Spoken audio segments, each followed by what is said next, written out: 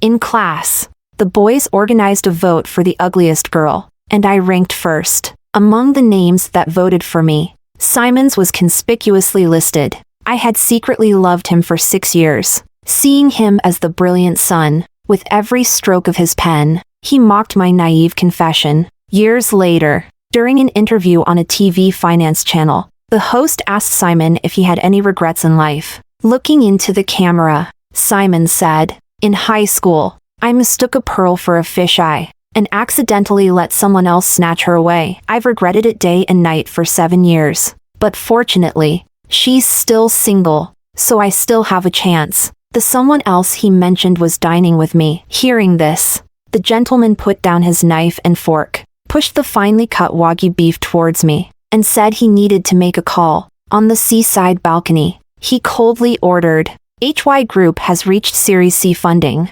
right? Have our 3 companies pull all investments." Chapter 1. The boys in class had organized a vote for the ugliest girl. When the voting book reached my hands, the whole class suddenly fell silent. The first page voted for the class beauty, the second for the class ugly. The competition for class beauty was fierce. For class ugly, it was a foregone conclusion. Name after name listed was mine. Out of 21 boys, 17 voted for me. I knew I wasn't good looking. Single eyelids, thick lips, dark skin, outdated hairstyle, and acne on my forehead. I was aware of my appearance, so I never longed for love, much less for Simon's affection. But seeing Simon's handwriting still made my heart sink uncontrollably. I had known him for 6 years and liked him just as long. I didn't expect that he would belittle me so openly the day after I confessed to him. Confessing to him was an accident. I was tending the family fruit stand at the crossroads when Simon passed by. I called out to him, handing him a bag of fruit, saying it was bought by his mother. Under the street lamp, his long eyelashes drooped. "Selena, I don't need your pity." He let go, and I didn't catch it. Apples and pears scattering everywhere, just like his pride at that moment. Fragile as paper, easily torn apart. I blurted out, "Simon, I'm not pitying you. I like you. That's why I wanted to be nice to you." Then I tried to sound casual. "There are so many girls stuffing milk biscuits and chocolates into your desk drawer. One more won't make a difference, right?" It took 3 seconds, or maybe 30. I don't know, but he finally spoke. "Sorry, I don't like you." His rejection was crisp, his departure nonchalant. It was expected. Nothing to be sad about. I laughed at myself, picked up the apples one by one, brushed off the dirt, and went back to calling out to customers at the fruit stand. My family lives in the last old flat area of the city, a place run down, crowded, and noisy. People here, weary from the struggle, have no energy to tidy up themselves, every face bearing the marks of poverty and exhaustion. Simon was different. His family had faced a catastrophe, their villa mortgaged, and they had temporarily moved here. Previously, no one in class knew my mother worked as a maid at Simon's house. He had protected my dignity. Now, my naive confession was also meant to protect his pride. Otherwise, I would never have voiced my feelings. But after my confession, he seemed to change, from being indifferent to detesting me. Chapter 2. In the evening study classroom, his handwriting was glaringly painful to see. The sharpness of his pen matched his persona. I turned to look at Simon. He looked back indifferently, his eyes devoid of emotion. The once brilliant sun had now become the light inside a refrigerator. All the boys in the class held their breath, waiting to see my reaction. Being ugly and sensitive would be disastrous. The ballpoint pen in my hand spun rapidly, touching down on the notebook several times. I took a deep breath, swept my pen across the page, and wrote my name, then turned back to show them the page. "I'll vote for myself too. If you don't want to be mocked, mock yourself first." That evening, the boys hung their heads even lower. After school, several boys who had voted came to apologize, saying it was all a joke, even saying that I'd actually look pretty good if my acne cleared up. I just smiled and said it was fine, because how they saw me didn't matter at all. As for Simon, I didn't want to care anymore either. That evening, I stopped him at the alley entrance and said everything I wanted to say. "Simon, I once borrowed a book from your home library, Jane Eyre, and there's a line in it that I'm giving back to you now, do you think? Because I am poor, obscure, plain, and little, I am soulless and heartless? Obviously, in your eyes, the ugly are heartless and have no right to be sad. It's funny. You aren't bad people. You tear up over kind deeds on the internet. You rage against injustices in the news. Yet you also ridicule your own classmates without realizing it. You think these evening study games are fun, so you play them, not caring if they hurt others. I used to think you were different, but it turns out you're no different from the rest. So, Simon, I take back my confession from yesterday. The Simon of the past, pure as mountain snow, bright as the moon among clouds. The Simon of today, ordinary, nothing special. Regardless of whether I am beautiful or ugly, this version of him is not worth my affection. That day, something different flickered in his usually indifferent eyes, but I no longer wished to explore what it was. Not long after, I changed seats. I moved next to the school's most unruly student, Eric. He was the only boy who hadn't participated in the vote. He was also someone Simon deliberately avoided.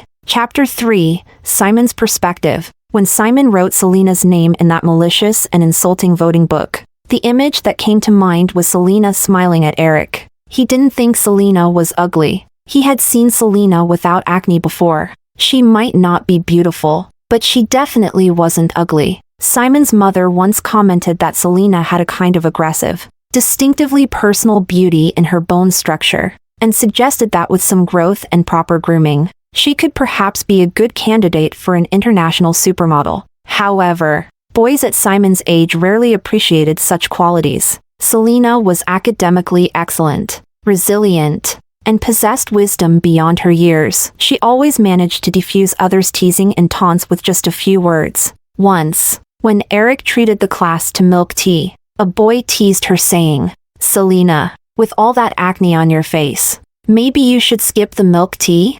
She jokingly replied, "If you want 2 cups, just say so. Do my cleaning duties, and I'll give you mine." He admired her, but the kind of liking between a boy and a girl wasn't quite there yet. So when Selena confessed to him, Simon rejected her. Later, seeing all the things her family had set up in his house and the boiled water she had left at his door, he felt a pang of guilt, fearing she might be too upset. So, he went out to find her again. But at her fruit stand, he saw Eric. Classmates only knew Eric as a troublemaker who frustrated teachers, thinking of him as just some rich second-generation kid. Only Simon knew what Eric truly meant. He was the scion of a powerful family that his father had tried desperately to connect with but never could. The same family that turned a blind eye to his own family's misfortune. Eric's flashy motorcycle was parked at the crossroads, from which he pulled out a book and tossed it to Selena. She hugged it dearly, smiling warmly as she handed an apple to Eric, the same apple that Simon had just refused.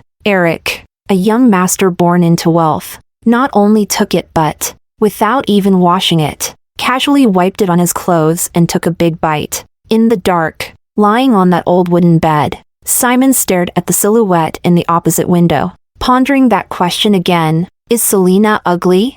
He thought. At least when she smiles at Eric. She is. She used to smile at him like that, genuinely, brightly, but as soon as Simon's family fell from grace, she turned and smiled like that at others. Chapter 4. Just 2 days after moving next to Eric, I regretted it. He was really odd. When I sat down next to him with my backpack, he was lying on the desk sleeping. He lazily glanced at me upon waking and muttered, "Not chasing after Simon anymore?" I retorted, "I was never chasing him." He snorted coldly. He was the only one in class who knew I had a crush on Simon. Having found my sketchbook, he didn't seem to like Simon much. When he returned the sketchbook, he said, "Really no taste." A few days after I moved, it was Valentine's Day, and the popular class beauties and beauties received lots of chocolates. Simon's desk drawer was no exception. Eric stormed into the classroom and suddenly pulled out a box of expensive-looking imported chocolates, saying no one at home liked them, so they were mine for cheap. I pushed them back, saying I was watching my sugar intake. Hearing this, he kicked his stool back, stood up, threw the chocolates into the trash bin, and left without attending the class. Simon came over, mysteriously placing a box of chocolates on my desk, saying, "These are sugar-free." The class buzzed with excitement, and my friend Camila sent me a note. Damn, not a peep before, but a double hit now. One school hunk, one school tyrant. How did you do it, babe? Of course. I wouldn't flatter myself to think that Eric or Simon liked me. Whether Eric or Simon, they were never from my world. Besides, I was still universally acknowledged as the class ugly. Simon acted this way because his mother noticed something was off between us. Once, I overheard Simon's mom telling him, "Selena is a good girl. Even if you don't like her, you should handle it more gently." As for Eric, I don't know. His actions have always been unpredictable. His strange behaviors even started to affect my studies. For example, he would play with strands of my hair during class, doodle my name on scratch papers, and race his motorcycle against my bus after school. His moods were fickle. When happy, he'd casually throw a few original books my way, share good songs, and bring me all sorts of little trinkets I'd never seen before. When unhappy, he'd block the hallway during breaks so I couldn't get out, or trap me in the equipment room for an entire gym class. I once asked him directly, "Eric, are you pulling these childish pranks because you like me?" He burst into laughter, his face turning red, like or dislike. "What childish nonsense. I just find it amusing to tease you when you're down on your luck." Despite his constant teasing, I didn't dislike him at all. On the night of the class vote, he stood up, snatched the book, and after reading it, tore it to shreds in a rage. Then he pointed at all the boys and burst out, "Do you even have any taste in critiquing others? Is this something a normal person would do? Being in the same class as you is a huge disgrace. And let me tell you, she is not ugly. You are the ugly ones." That night, he was a hero to me, a hero I never expected to appear. Chapter 5. Eric is a fascinating figure at school. He skips classes whenever he feels like it, comes and goes as he pleases, and no one seems able to control him. Annoyingly enough, he still ranks at the top of the class. My initial impression of him was that he loved to have fun. The first time I encountered him outside school, he and his friends were playing with water guns at a music festival, accidentally drenching me as I passed by. That day, he gave me a ride on his motorcycle around the ring road, claiming it would dry me off faster. Later, we were grouped together for a small social survey project. Every time we had a group call, he was in a different place, sometimes domestically, sometimes internationally. This first impression made me think he was always out playing when not at school. So, I was shocked to see him on the sports channel, so much that I forgot to eat. On TV, he was holding an air rifle with steady arms, his demeanor focused and serene, a stark contrast to his usual self. I held my breath as he aimed at the target and pulled the trigger. Just then, Simon, who was eating at my house, suddenly stood up and said to my mom, "Auntie, my dad is being discharged from the hospital tonight, and we haven't set up some things at home yet. Could Selena help me out?" Simon lied. There was no need for my help. As soon as I entered the house, he locked the door behind him, trapping me in his room. "Selena, you saw Eric shining so brightly. Do you like him now because of that? Do you know how bad it sounded when you two were locked alone in the equipment room during gym class? How ugly the rumors about you and Eric. Are you even from the same world as him? Do you know what his family background is, that you dare get so close to him? He doesn't even need to take the college entrance exams. He's going abroad after graduation. After your foolish fling, he'll still be his princely self. But what about you? Have you thought about how tarnished your reputation could become?" Just then, my phone lit up with a voice message from Eric. "Hey deskmate, did you see my awesome performance? Handsome or what?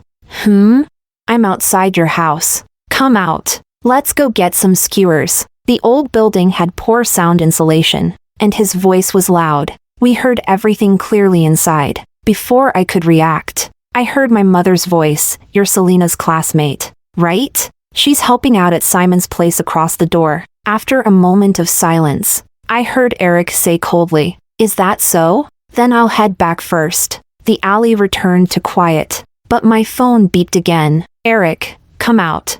I'm at the end of the alley. Simon moved closer to me, close enough that I had to stand against the wall. He lowered his head and almost pleaded in my ear. Selena, don't go, okay?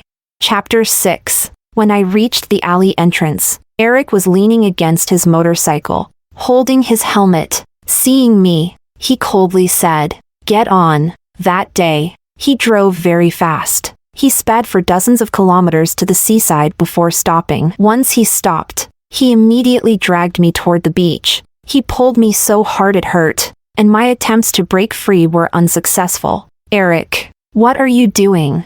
He only stopped when we reached the seaside, then turned and looked down at me condescendingly. Did he just kiss you?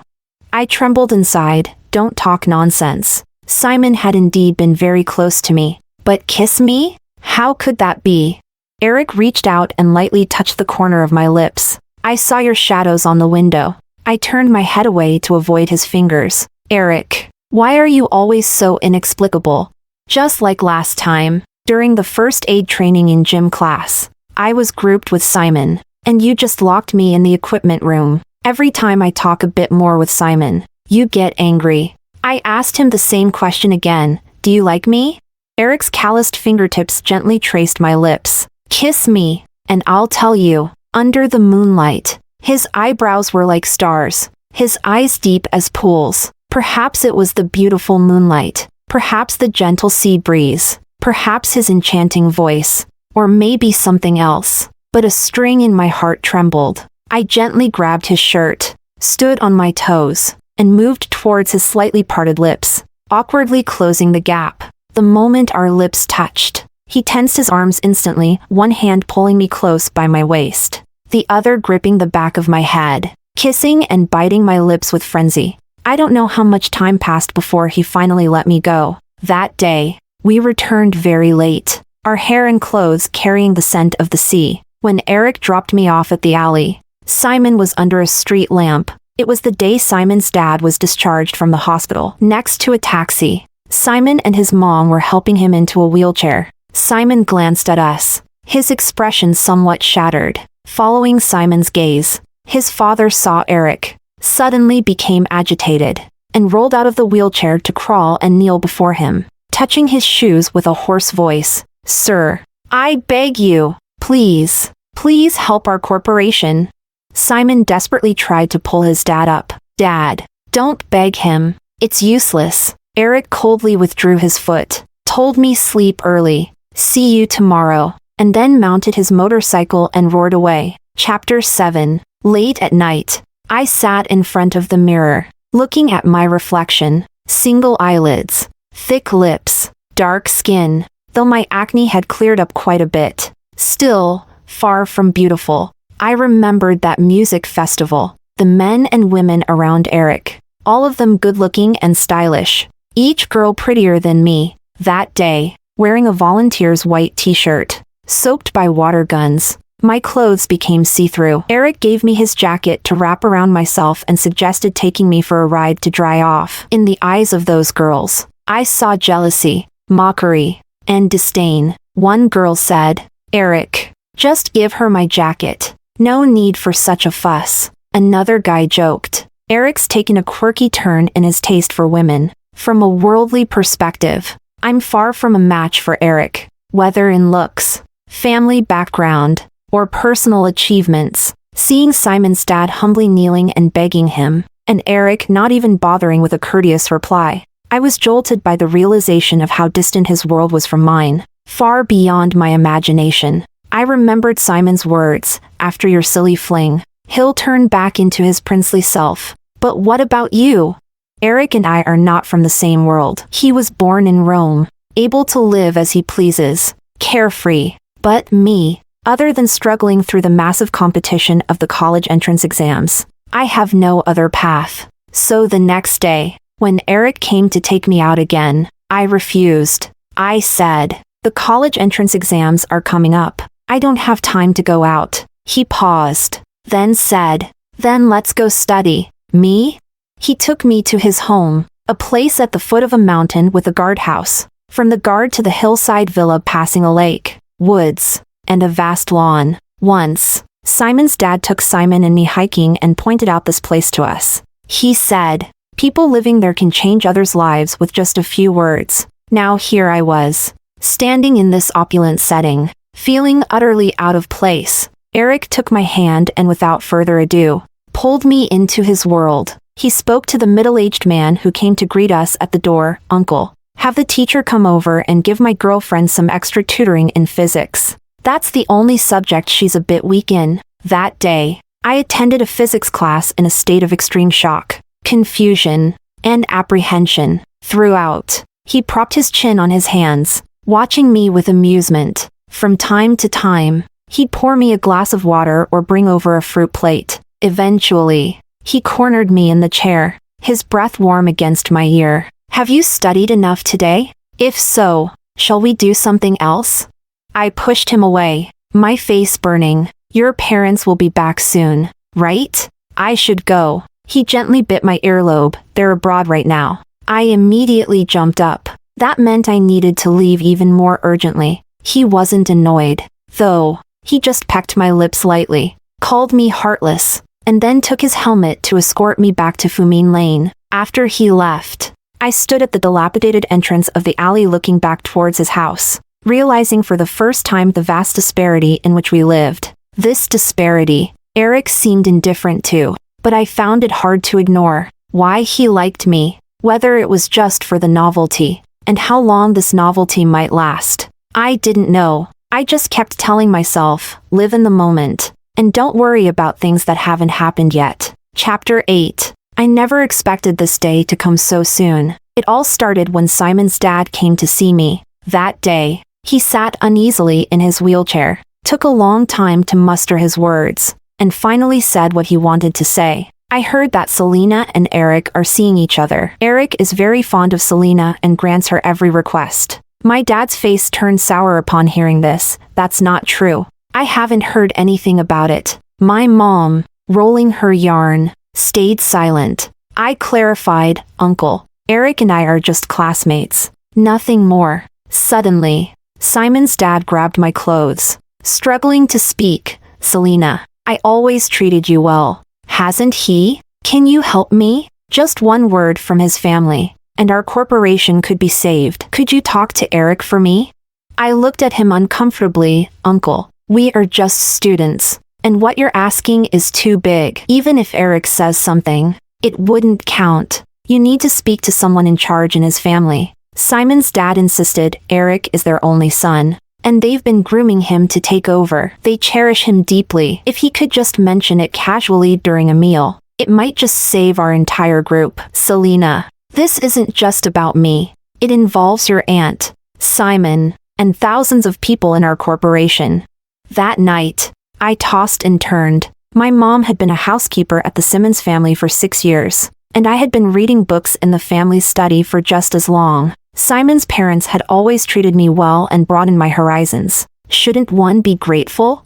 On the weekend, Eric came to pick me up to study at his house. After wrestling with the decision for 2 days, I finally spoke up just before leaving. I was talking while Eric was pouring me a glass of water. After I finished speaking, the water overflowed from the glass. The water spilled onto the table and then onto the floor. Eric, with his back to me, spoke in a tone colder than I had ever heard before. "Is this the first time you ask me for something? And it's for Simon? Do you even know what the Simon Family Corporation is accused of that got them liquidated? Are you speaking on their behalf knowing it's financial crimes they're implicated in? All involved are under investigation, and the outcomes are still pending. Do you expect our family to get involved now? Can't you just forget Simon? If that's the case, please stop bothering me." That day, Eric was very angry. Afterwards, he wasn't seen at school for 2 consecutive weeks. By then, he had become a celebrated figure at school. Everyone knew about Eric winning the Olympic trials. All the girls were discussing how handsome he looked while shooting. Many people also pestered me about how I managed to win him over. Right after he returned to school with his award, he used to ride me to and from school on his roaring motorcycle, not avoiding anyone. When asked about our relationship, he openly replied, "Girlfriend, can't you tell?"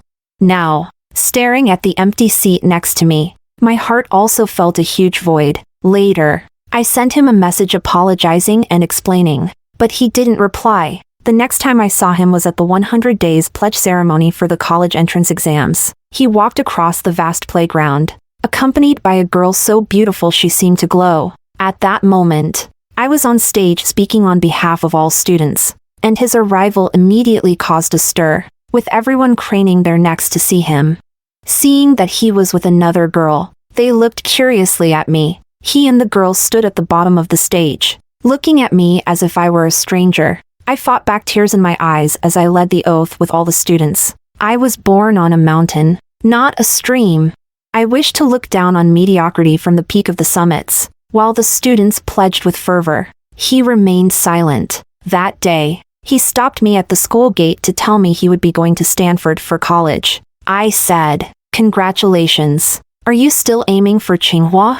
"Yes." He gave a self-deprecating laugh, put on his helmet, and left with the roar of his engine. That was the last time I saw him before the college entrance exams. The next time I saw him was on TV. 18-year-old Eric won a gold medal at the Olympics. The national flag was raised for him, and the anthem played in his honor. He truly was the one who looked down on mediocrity from the peak of the summits. I silently packed away all the little trinkets he had given me and deleted his contact information. The dream ended, and we went our separate ways. Chapter 9. Simon and I both ended up at Tsinghua University. After starting university, he inexplicably began pursuing me. By then, my acne had cleared up. My face and body were slimmer than before. I wore makeup, changed my hairstyle, and paid more attention to my outfits. I started to turn heads when I went out. I began to take care of myself, not to please others, but for my own satisfaction,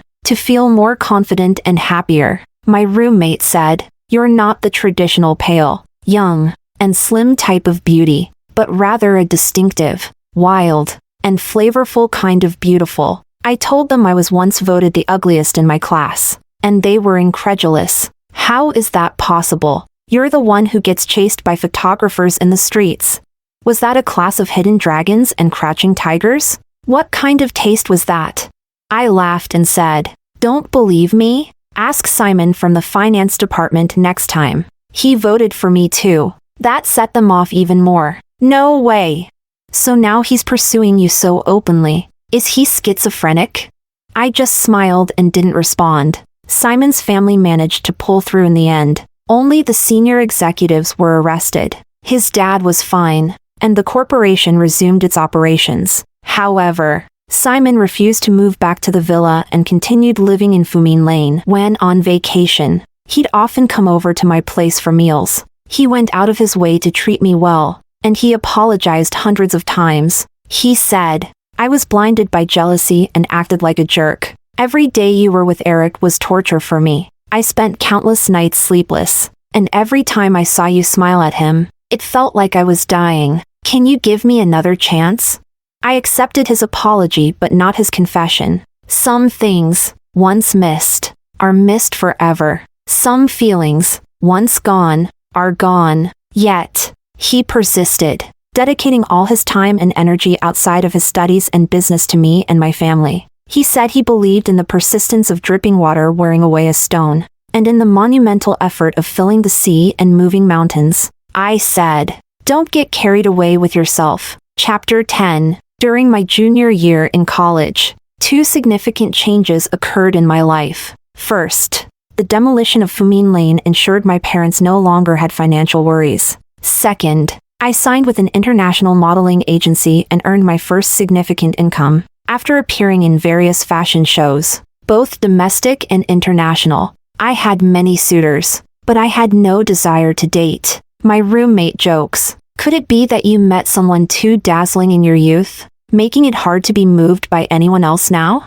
Eric's smiling face popped into my mind. It had been a long time since I'd seen him, but I kept up with his activities. One of my roommates, a die-hard fan of his, would occasionally post updates about him in our group chat. He still loved adventure. His social media was filled with his extreme sports activities around the world: rock climbing, surfing, mountain skiing, free diving, wingsuit flying, And more. Once, during a wingsuit flight, he nearly had an accident due to strong winds, but he continued to engage in these dangerous sports recklessly. His posts never featured any women. My roommate said that was one of the reasons he attracted so many female followers. The closest I came to seeing him again was when he was invited to a talk at Tsinghua. I held a ticket in my hand, standing at the entrance of the auditorium, but ultimately, I didn't go inside. I truly saw him again 3 years after graduation. By then, I had established my own art exhibition studio and continued to model part-time.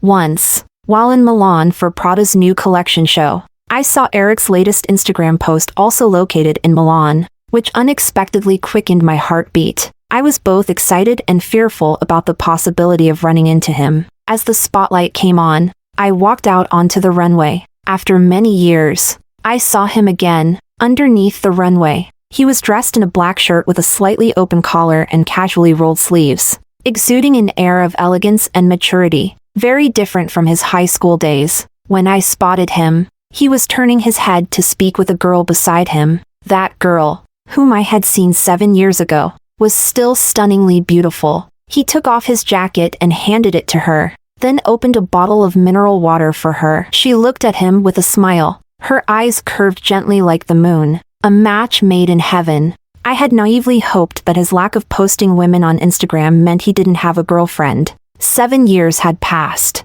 and I thought I had moved on. But the second I saw him, the moment I saw him tenderly caring for another girl, tears inexplicably streamed down my face. Crying at a fashion show. This was a major incident. Unexpectedly, this tearful glance became viral. The entire internet was discussing what had happened to this heart-wrenching China beauty. Some bloggers even analyzed my expressions and movements in slow motion. The theme of this fashion show was transformation. Look everyone, when Selena first came out, her aura and confidence were striking. About halfway through, her smile suddenly became shy, much softer, and as she walked forward to the front position, her smile turned somewhat self-mocking. The final, iconic glance back, with a shattered gaze and a single tear rolling down. Yet her smile was one of release. This vividly illustrated how a heart goes from freedom to sudden shock, to breaking, to healing, and then to rebirth. A perfect interpretation of the theme transformation. What do you call this? This is professionalism.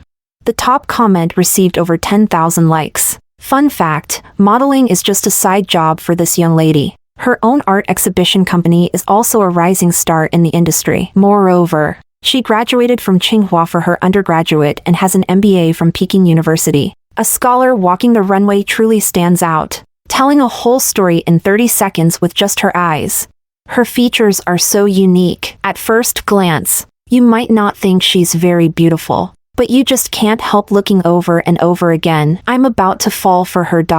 Amid this serendipitous surge of popularity, I, in my International Fashion Week debut, was invited to the main banquet hall of the celebration. There, I saw Eric again. Chapter 11. Holding a glass of wine and maintaining a poised smile, I mingled among the world's elites and magnates, being praised, seen, complimented, and stared at didn't bother me. I had my own agenda. From the moment I entered, Eric's gaze followed me. I pretended not to notice, effortlessly navigating among the various men, laughing freely, allowing those with money and power to chase me as their target. I knew what I was doing, and I knew how to get what I wanted without losing out too much in these kinds of settings. Drink after drink, dance partner after dance partner. During the 7th dance, Eric took hold of my waist. A familiar voice whispered in my ear with a hint of anger. Selena, you're doing this on purpose, aren't you?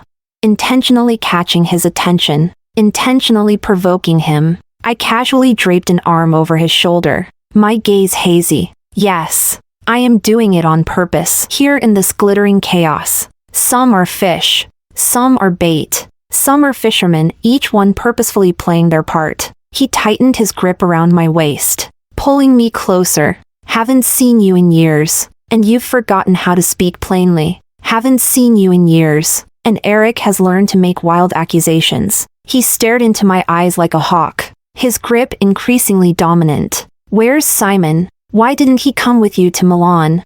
I countered, And your companion? She didn't come tonight? So, you saw me at the fashion show. I was at a disadvantage and fell silent, just following his lead in the dance. When the music stopped, he led me to a deserted terrace. The air was chilly, and he draped his jacket over my shoulders without me refusing it. After a few drinks, he finally spoke up. That tear. Who was it for? What do you think? He silently stared into the distance, then slowly said, For a moment, I thought it was for me. I was about to respond when his companion hurried over, looking at us with a puzzled expression. Eric. Who is this lady?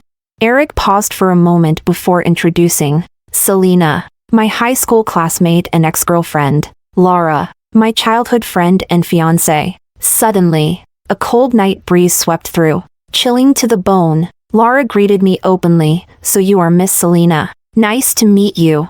I've heard so much about you. Eric misspoke. We're not fiancés yet. The engagement isn't until the end of the month. Her gaze briefly flicked over the jacket I was wearing. I immediately started to take it off, understanding the hint, but somehow it got stuck, and I couldn't get it off. My face turned bright red, my hands flustered, and I was utterly embarrassed. I thought I would never encounter a more awkward moment in my life. Laura gently grasped my hand, stopping my embarrassed and comical efforts. It's okay, Selena. Keep it on. I numbly nodded, saying, Thank you. I have to go now. The lyrics say, When you desire nothing, whether there is wind or not, you are free. What can't be had? Besides letting go, what else can one do? I returned to the banquet, met the people I needed to meet, and acquired the resources I needed. That night, I obtained the private contact details of many celebrities and magnates, as well as several collaboration invitations from major international brands. Back at the hotel, tipsy, I subconsciously reached into my pocket for my phone. The screen lit up, displaying a photo of me as the screensaver. I entered the password to unlock it, intending to call my assistant, but realized I hadn't saved her number. Puzzled, my phone suddenly rang. My phone is with you. Can I have it back? Intoxicated, I said. How would your phone be with me? You're mistaken. The one you're holding is my phone. Where are you? I'll come get it. I'm in. I felt the bed underneath me and muttered. On the bed. There was a long silence on the other end. Then a hoarse voice said, Which hotel are you at? The Bulgari? That night, alcohol blurred me, but clarified him. Chapter 12. On my flight back to Beijing, the airline informed me that I was upgraded. I've been upgraded before, but this was the first time it involved switching planes. An empty shuttle bus took me to the aircraft, and upon boarding, I realized it was a private jet. I had my suspicions. Sure enough, the only other passenger, Eric, was reviewing financial reports. What's this about? He looked up at me. Convenient route. Taking you back home. I found it amusing. You're getting engaged at the end of the month, and now you're ditching your fiancé to take me home?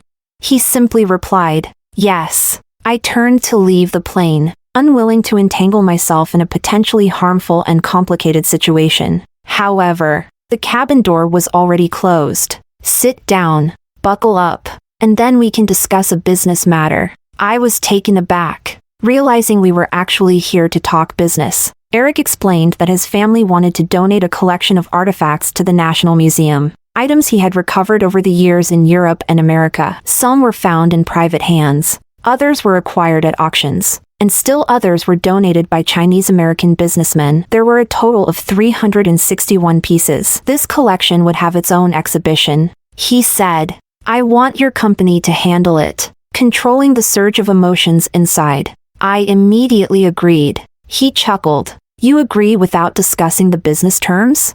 Even if it costs me money, I'd still take this job. The social value far outweighs the economic value. I understand that. When do we sign the contract? To show my sincerity, I opened my laptop right there and started drafting a plan. While drafting, I asked him a naive question. Are the artifacts on this plane? He replied, No, they wouldn't fit. I expressed disappointment. So none of the treasures you recovered are here? I was hoping to feast my eyes on them first. He looked up from his iPad, his gaze settling on me. There is one piece. I must carry it with me to feel secure. I eagerly asked, "What is it?" "You're so smart. Can't you guess? Could it be the long-lost imperial seal of China?" He just stared. Chapter 13. After the plane landed, he promptly took me to a Cayenne and drove straight to the villa. Anytime I showed signs of resistance, he would ask, "Do you still want to sign the contract?" In the empty villa, a long dining table was already set for a meal. We sat on opposite sides, and Eric pushed the contract towards me. "Answer 3 questions truthfully, and not only will you handle this artifact exhibition, but all future art exhibitions within our company's reach will be yours." Such a deal? I immediately responded. "What questions?" "I guarantee 100% honesty." "Go ahead." He opened a bottle of wine and poured me half a glass. "Who was that tear for?" I took the glass, looked him in the eyes and answered truthfully, "For you. For myself. For our love that ended without disease." Hearing this, he paused, then suddenly drank the entire glass. I smiled and joined him with a glass. "Next question. Tell me, have you ever regretted choosing him over me all these years?" I refilled his glass and said calmly, "I never chose him." He looked at me incredulously. "Selena, the rule is to tell the truth." "That is the truth. I never chose him. Not even when I pleaded for his family years ago. It was for his parents. I had moved on from him long ago. But you never believed it. Haven't you been with him these past 7 years?" "No." He suddenly seemed to have trouble breathing, gasping dramatically, then burst into laughter, tears spilling from his eyes, and once again downed the glass of wine. I joined him with another glass, then asked, "The 3rd question? Let's have dinner first. We can talk after, okay?" Then we started a silent and lengthy dinner. He meticulously served each dish, his movements refined and graceful, completely different from the Eric who used to casually bite into the apple one handed him back then. Feeling a bit stifled, I asked if we could turn on the TV in the adjacent living room to liven things up a bit. The TV turned onto a financial channel, and suddenly Simon's voice filled the empty living room. The host was interviewing him. Now, Simon was a rising star in finance, the president of HY Group. The host asked him if he had any regrets in life. Looking into the camera, Simon said, "In high school, I mistook a pearl for a fish's eye and carelessly let someone else snatch it away. I've regretted it every day and night for the past 7 years. Fortunately, she's single now, and I still have a chance." The someone else he mentioned was currently dining with me. Hearing this, Eric politely set down his knife and fork, pushed the sliced Wagyu beef towards me, and said he needed to make a call. I stood up to turn off the TV as the sea breeze came in, hearing everything clearly. On the seaside balcony, he coldly ordered, "HY is in its Series C funding round, right? Let's have our 3 companies withdraw all investments." After making the call, he returned to the dining table. "Selena, the last question. Think carefully before you answer." I nodded solemnly. "Do you want me to cancel my engagement?" Chapter 14, Eric's Perspective. Lara couldn't quite understand why Eric had fallen for Selena back in high school. She had followed him to school once and saw what seemed like just an ordinary girl. Decent looks and figure, good grades, average family background. Among ordinary people she might stand out. But for someone like Eric, she seemed far from a match. Only Eric himself knew why. The first time Eric saw Selena was at the scene of an accident. That day, a construction worker in his 20s fell from a 6-meter-high building under construction, his thin chest impaling on the protruding steel rebar. He didn't die instantly but rather, balanced on his tiptoes, suspended on the rebar, vomiting blood and wailing for his mother in agony. The scene was too gruesome. Bystanders were in panic, clueless about what to do, forced to watch the young man bleed more and more. Some sighed tragically, others cried covering their faces, and some couldn't bear to watch any longer. As Eric was contacting emergency services, a girl with a backpack, dressed simply, rushed forward. She bravely embraced the blood-covered construction worker, supporting him, giving him something to lean on so he didn't have to stand on his toes. She spoke softly, "Don't be afraid. It's going to be okay." It will get better. The doctors will be here soon. Just hold on a little longer. She wanted to ease his pain. She wanted him not to die so alone. That day, the construction worker repeatedly cried for his mother, crying out in pain, and died in her arms. When the construction worker took his last breath, she was covered in blood, her eyes tearful. At that time, she was only in her second year of high school. Eric remembered a phrase from an instructor, while the ice still covered the northern sea. I saw the blooming plum blossoms. He had never seen such a fervent soul as hers. From that day on, the girl named Selena entered Eric's heart and never left. For her, he transferred to a public high school. Not long after transferring, Eric discovered that she had someone she liked. She had an entire sketchbook filled with drawings of Simon. Simon.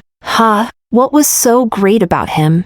He even participated in that distasteful class vote that insulted her appearance. When she moved her seat next to his, Eric felt as though the gods had finally answered his prayers, and he started trying every way he could to be nice to her. When she asked him if he liked her, Eric had never been so nervous and incoherent in his life. She always thought of him as someone who just played around. He thought he needed to show her his better side, so he deliberately told her when the Olympic trials would be broadcasted. He even waited under her building, hoping to invite her for skewers and to hear her praise him. But she was at Simon's house. The shadows of the two behind the window were so close together. It drove him mad with jealousy. His upbringing restrained him from rushing upstairs to pull them apart. He counted the seconds at the street corner, his heart frying like in boiling oil. The moment he saw her, he couldn't hold back any longer. That night, he kissed her with all his strength. They got together, but he felt no sense of security. She complied with him but never showed any affection towards him, a stark contrast to her previous feelings for Simon. When she asked him to help the family of Simo, something inside him broke completely. Was it all for Simon? Eric had never experienced such a sense of defeat in his life. She texted him saying, "I'm sorry. I didn't mean to make things difficult for you. I didn't do it for Simon." How could he believe that?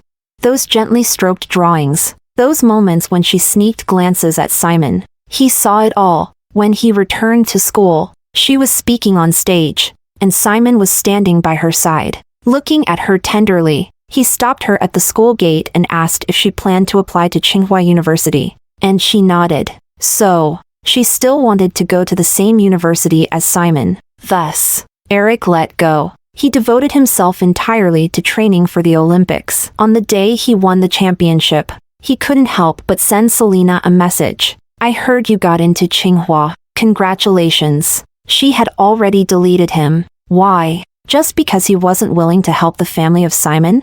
Chapter 15. Eric eventually discussed Simon's family situation with his father. If Selena truly intended to tie her life to Simon's family, then they couldn't afford any mishaps. Fortunately, Simon's father was not implicated, and the matter was resolved smoothly. Simon came to thank him, and they exchanged pleasantries and added each other on WeChat. From that day on, Eric would occasionally see Selena in Simon's social media updates. Her university life seemed brilliant, and she was visibly becoming more beautiful. He had secretly visited her a few times, careful not to be seen by her. When he was invited to speak at Tsinghua, he couldn't help but indirectly send her a ticket through a professor. But she didn't come, and that seat remained empty all evening. They say, among the myriad afflictions of the human condition, only longing is incurable. Eric understood this all too well. On the day Simon officially announced on social media that he was with Selena, Eric was about to go wingsuit flying. His friends advised against it, but he jumped anyway, encountering unstable air currents along the way. For a moment, he wondered if she would cry for him if something really happened to him. After that, he stopped checking Simon's social media. At that time, he never doubted the authenticity of those social media posts. He didn't realize how far someone might go to possess another. All he knew was that he had never missed someone so much while also not wanting to see them. The fact that she would never be his drove him to despair. His obsessive thoughts and frustrations could only be vented through various extreme sports. Everything changed at the Milan fashion show. Selena looked at herself, her eyes bright yet sad. When that tear fell from her eye, Eric's perceptions were overturned. Why was she crying? Could it possibly be for him? Did she still hold a place for him in her heart? He needed to know the answer. On the balcony at the banquet, he asked her once more. Beside the corridor of the Bulgari Hotel, he asked again. She was tipsy then, clinging to his neck, and said, "In this world, only one person can make me cry. That person is so far away from me. I've been chasing desperately, and I've finally gotten a little closer. But he's about to get married." Eric was initially shocked and confused, but gradually his feelings turned to ecstatic joy. The answer was almost within reach. But these were her drunken words. He needed to hear her answer clearly and soberly. Chapter 16. Eric asked me 3 questions. But actually, it was all the same question. Do you love me? His expression was so cautious and anxious. Everything was becoming clear. I looked into his eyes and asked the only question I had. What exactly is your relationship with Laura? Answer my question first. I need to know what your relationship is with her before I can answer your question. Don't worry about that. Just tell me. Do you want me to call off the engagement?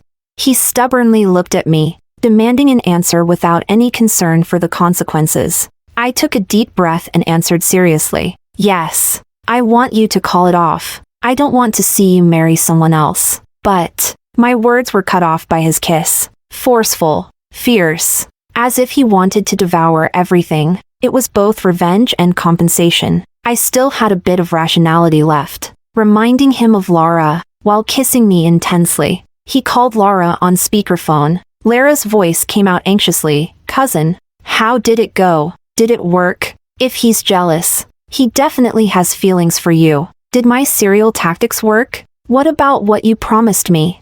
Eric, that little star you like. I'll sponsor a reality show to have him accompany you to the mountains for 2 months. Me? Chapter 17. That night, the moonlight was gentle, and the sea breeze was moist. He whispered in my ear, more beguiling with each phrase, "Can we?" The moonlight spread inch by inch, and the waves assaulted wave by wave, into my ears, into my body, into my heart. The shadows on the wall intertwined with the moonlight, sinking bit by bit into this boundless intimacy. I remembered the first time I saw him at school. It was during the winter of my sophomore year, with heavy snowfall. After finishing my chores, I went out to take out the trash, and he was standing under the hallway light holding some books. The dim yellow light illuminated his face, making him look like a painting. He said, "Classmate, are you from class 2-1? I'm a transfer student. My name is Eric. Do you need a desk mate?" I remembered once when I was in pain during my period, lying on the desk. He casually handed me a box of painkillers and then bought milk tea for the whole class. Only mine was warm. I remembered the many times I inadvertently looked back and crashed into his hurriedly averted gaze. I remembered the first time he left everyone behind to take me for a ride. His back tense yet unable to hide his joy. But back then, I was confined by the word ugly, never daring to believe that someone could like me out of the blue. Even though he repeatedly showed his feelings through his actions, I dared not fully believe them. It turns out, he was just like me, terrified and unconfident in love. How foolish and ridiculous we both were. But fortunately, after all the twists and turns, we didn't miss out. Later, a reporter interviewed us and asked if we regretted missing out on each other for 7 whole years. Eric was definitive, of course. I nodded, but then shook my head, regretful, yet not regretful. In high school, when I saw him shine, I felt dim. He was a towering tree early on, while I was just a seed. Without these 7 years of slowly allowing myself to break through the soil and grow towards the sun, I wouldn't be able to stand before him as an equal and confidently accept his love today. The reporter then asked, "We heard that HY Group's CEO Simon has been publicly showing his love for Selena recently, even naming the company's flagship product after her." Eric looked at the camera. "This will air tonight, right?"